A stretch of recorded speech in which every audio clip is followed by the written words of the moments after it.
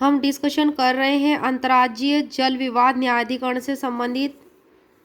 अंतर्राज्यीय जल विवाद जो डिस्प्यूट होते थे उनसे संबंधित ट्रिब्यूनल बनाए गए उनके मामले में। पहला है कृष्णा जल विवाद न्यायाधिकरण 1969 1969 में बनाया गया था। और कृष्णा जल विवाद न्यायाधिकरण किन 3 स्टेटों में है?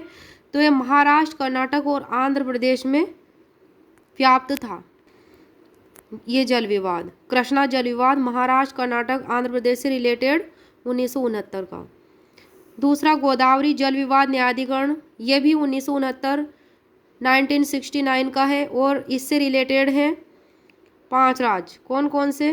गोदावरी जल विवाद न्यायाधिकरण से रिलेटेड है 5 राज्य, महाराष्ट्र, कर्नाटक, आंध्र प्रदेश, मध्य प्रदेश और ओडिशा। तीसरा है नर्मदा जल विवाद न्यायाधिकरण, ये भी 1969 में बना था 1969 में और इसमें है 4 राज्य जुड़े हुए नर्मदा जल विवाद न्यायाधिकरण से। कौन कौन से हैं वे? एक राजस्थान, दूसरा गुजरात, तीसरा मध्य प्रदेश और चौथा महाराष्ट्र। चौथा है रावी तथा व्यास जल विवाद न्यायाधिकरण, ये 1986 का है, पंजाब और हरियाणा के मध्य का। पांचवा है कावेरी नदी जल विवाद न्यायाधिकरण 1990 का, इससे रिलेटेड है 4 राज्य कर्नाटक, केरल, पुदुचेरी, तमिलनाडु। छठा है दूसरा कृष्णा जल विवाद न्यायाधिकरण, ये 2004 में आया था और कौन कौन से 3 राज्यों के मध्य के ये महाराष्ट्र, कर्नाटक और आंध्र प्रदेश।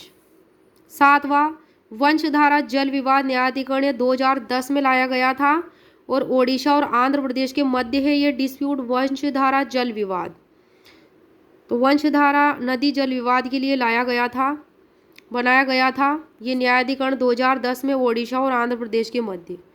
और आठवां है महादायी जल विवाद न्यायाधिकरण, ये भी 2010 में बना था और कौन कौन से 3 स्टेट के मध्य में है?